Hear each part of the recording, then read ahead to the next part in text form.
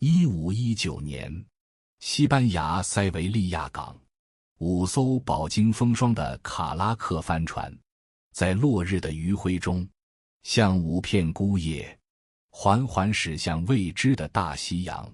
他们的领航者是一个跛着脚、眼神执拗的葡萄牙男人费尔南多·德麦哲伦。他的目标，在当时的人们看来，近乎于疯癫，向西航行，穿过美洲大陆，抵达遥远的遍地香料的东方群岛，并最终返回欧洲，完成人类历史上第一次环球航行。这是一个什么样的概念？在它之前，人类的世界观是一张平面的残缺的地图，海洋的尽头是吞噬一切的瀑布，深海中盘踞着圣经里描绘的恐怖巨兽。他要面对的不是已知航线上的风险，而是人类想象力所能及的最极致的恐惧本身。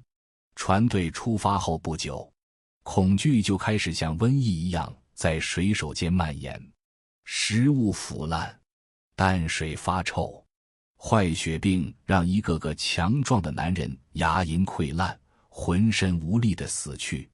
更可怕的是无尽的单调的蓝色，日复一日，除了海洋还是海洋，他们仿佛被上帝遗弃，航行在一片永恒的虚无之中。3名西班牙船长发动了叛乱，他们用匕首抵着麦哲伦的喉咙，咆哮着要返航。他们说，我们是在追随一个疯子，去拥抱一个注定毁灭的命运。在那个绝望的夜晚，麦哲伦是如何选择的？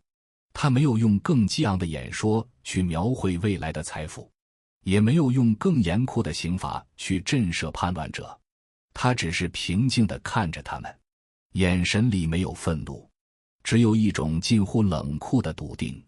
他用一场迅猛的反击平息了叛乱，处决了罪魁祸首，然后命令船队继续向西。他选择的是直视所有人的恐惧，包括他自己的，然后用行动穿越他。这个跛脚的男人身上有一种令人战栗的品质，后世的历史学家试图用野心、贪婪或勇气来定义他，但我觉得这些词都过于单薄。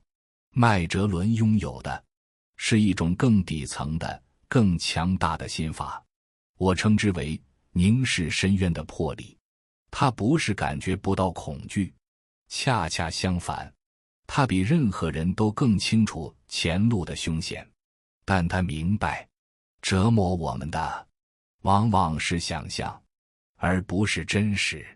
只要船还在，罗盘还在，那片未知的海域就不是一个不可名状的怪物，而是一个可以被丈量、被穿越的地理空间。这就是破局者与困局者最根本的区别。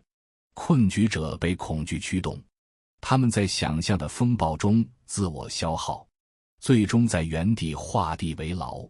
而破局者，他们承认恐惧，然后选择与恐惧同行，用行动一步步地为未知的世界祛魅，直到恐惧本身也成为风景的一部分。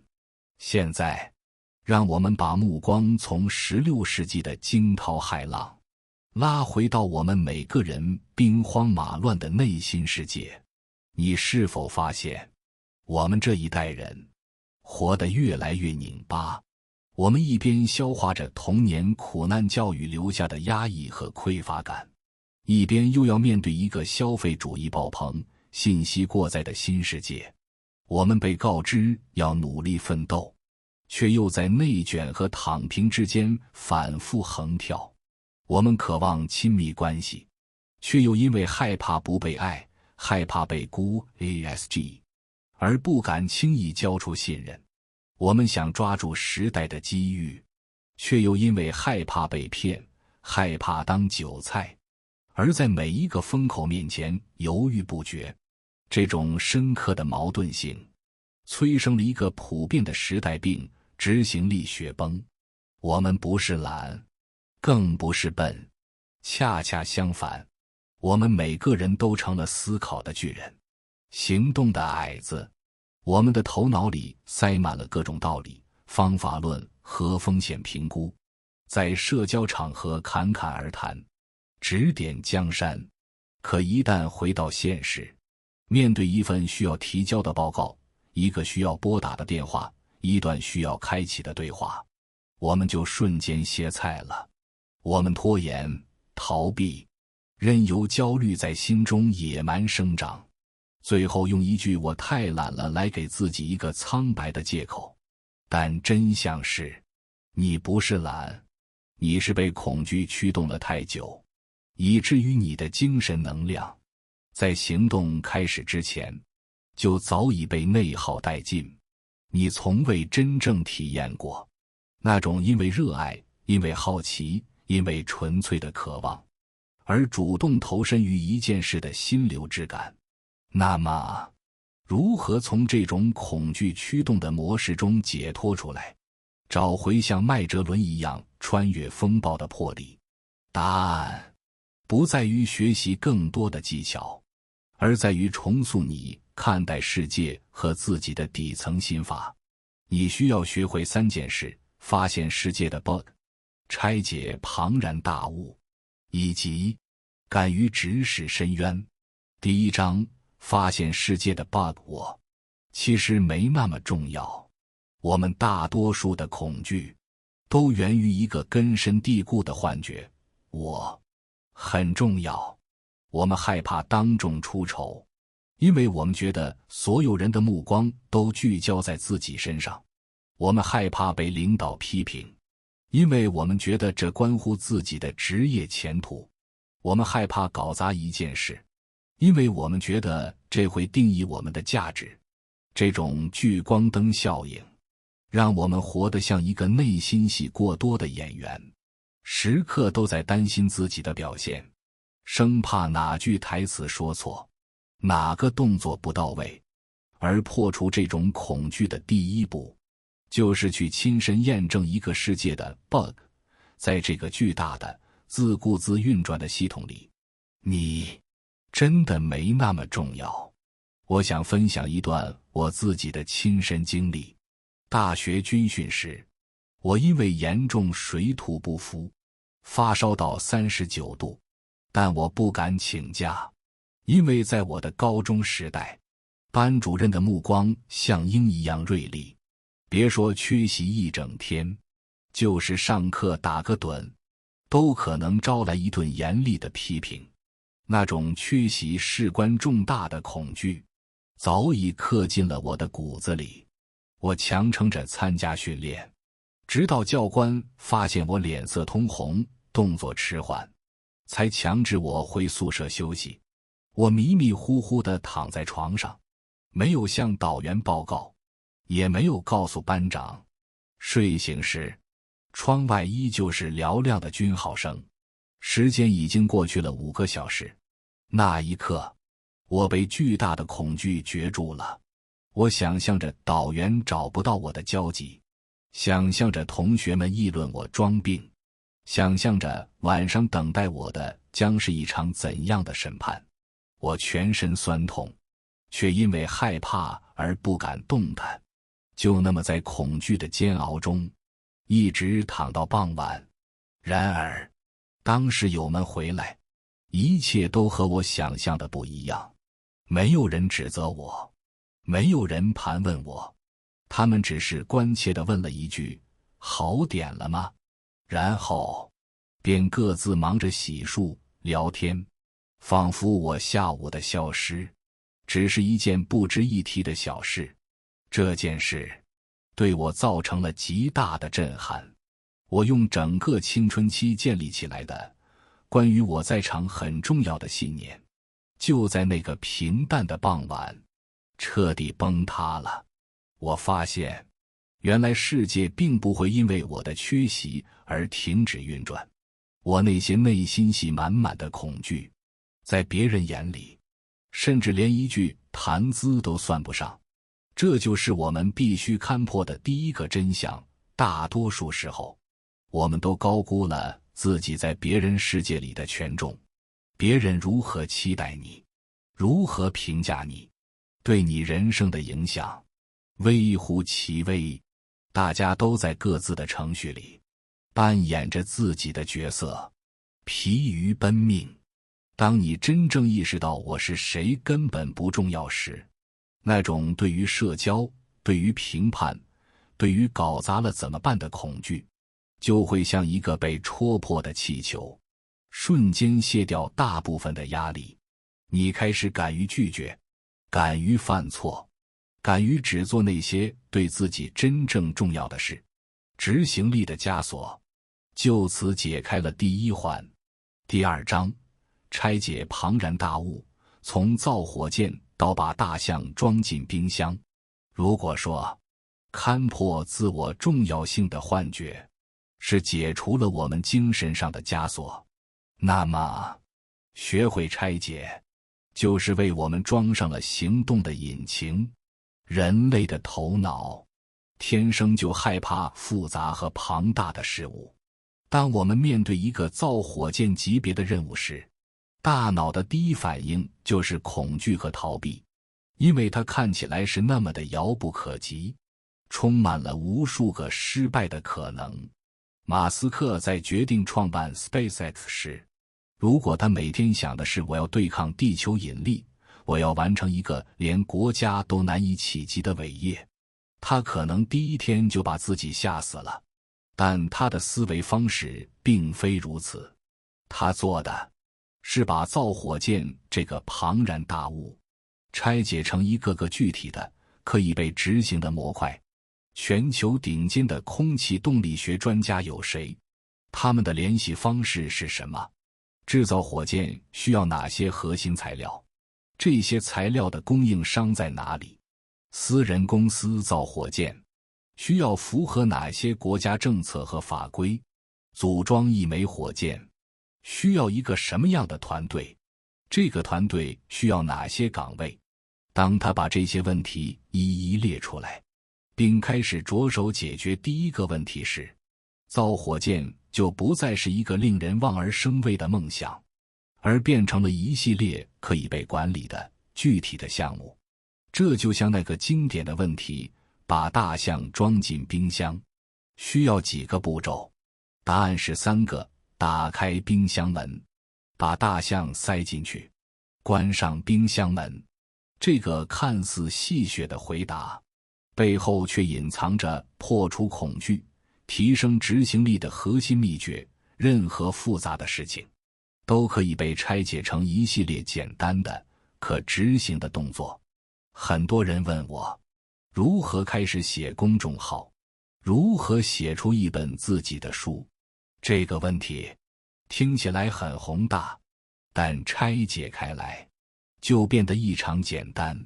写公众号，坐下来，打开电脑，打开一个文档，输入第一个字，写完一段话，找一张配图，排版，点击发布，写一本书，构思10个章节的标题，为第一章构思3个小节的标题，为第一小节写下100个字，每天重复这个动作。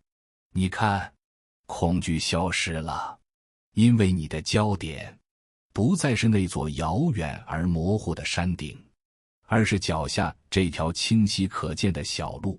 你只需要专注于走好眼前的这一步，只要给你足够的时间，只要你有足够的耐心，你几乎可以完成任何事情。因为所有伟大的成就都不是一蹴而就的奇迹，而是一系列微小、枯燥但持续不断的行动的叠加。当你学会了拆解，你就不再畏惧任何庞然大物，因为你知道，再巨大的怪兽也经不起一刀一刀的切割。第3章，敢于直视深渊，从观生死到看破欲望，我们解决了社交恐惧和复杂恐惧，但还有一种更深层的、更具毁灭性的恐惧，潜藏在我们的意识底层存在的恐惧。我们害怕死亡，害怕贫穷，害怕孤独，害怕人生的终极虚无。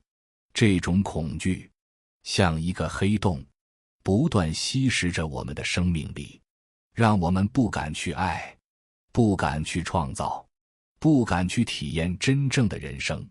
如何破除这种终极的恐惧？佛家有一种修行方法，叫不净观或观生死。修行者需要长时间地凝视一具正在腐烂的尸体，观察它从浮肿、青紫到流脓、生蛆，再到最后化为一堆白骨的全过程。这个过程听起来令人毛骨悚然，但它的目的恰恰是祛魅。当你日复一日地凝视那个曾经鲜活的肉体，如何一步步走向分解和消散，你对于死亡这个概念所附加的种种神秘、恐怖的想象，就会被具体、真实的物理过程所取代。你不再执着于皮囊表面的欲望、贪、嗔、痴、慢、疑，从而获得一种更超然的对于生命本质的领悟。凝视是破除恐惧最快、最彻底的方法，因为你越是模糊，越是逃避，一个事物就越显得迷人又危险。但你越是靠近，越是凝视，就越能看清它单纯的，甚至乏味的本质。这就是看破的能力。在现实生活中，我们同样需要这种凝视的勇气。我们总是想象富人生活的奢靡与享受，并因此产生对贫穷的巨大恐惧。但只要你真正靠近或凝视过他们的生活，你就会发现，抛开那些华丽的消费符号，所有人的人生终究都离不开吃喝拉撒、爱恨情仇。如果精神匮乏，再多的财富也无法带来真正的快乐。我们总是把一段求而不得的感情想象得完美无瑕，并因此在失恋后痛不欲生。但只要你敢于凝视这段关系的全部细节，那些争吵、冷漠、价值观的差异，你就会发现，它或许并没有你想象中那么不可替代。我们执行力差，很多时候就是因为我们把太多的能量用来美化那个我们得不到的东西，和妖魔化那个我们害怕的东西。而真正的成长，就是敢于去凝视这一切，凝视你的欲望，凝视你的嫉妒，凝视你内心最深的恐惧。当你把它们看得清清楚楚，你就不再是他们的奴隶，你成了他们的主人。你的想象才是你唯一的牢笼。麦哲伦最终没有完成他的航行，他在菲律宾的一场部落冲突中，为了掩护同伴撤退而战死。但他的船队继承了他的意志，最终回到了西班牙，带回了足以震惊整个欧洲的香料和一张全新的、完整的世界地图。他用生命证明了，地球是圆的，深海的尽头没有瀑布，只要一直向西，真的可以回到东方。他凝视了那个时代最深的深渊，并用行动将其填平，为后来的所有航海家开辟出了一条光明的航路，回到我们自己生活中的艰难险阻。或许也正如古罗马哲学家奥勒留所说，若你因为做应做之事而烦恼，径直去做；若阻碍如狮子般存在，则无需烦恼，因责任不在你。大多数时候，阻碍我们的根本不是那头想象中的狮子，而是我们内心对于狮子的恐惧。别再说自己懒了，你只是一个被恐惧耗空了能量的好人。从今天起，试着去做一个凝视者吧，去发现这个世界其实没那么在乎你，去拆解那些看起来不可能完成的任务，去凝视那些让你辗转反侧的欲望与恐惧。你会发现，当你敢于直视深渊时，深渊也将还你以力量与自由。斯多葛学派的哲人艾比克泰德说，折磨我们的并非事物本身，而是我们对事物的看法。你的看法，你的想象，才是你唯一的牢笼，而打破它的钥匙，一直都在你自己手里。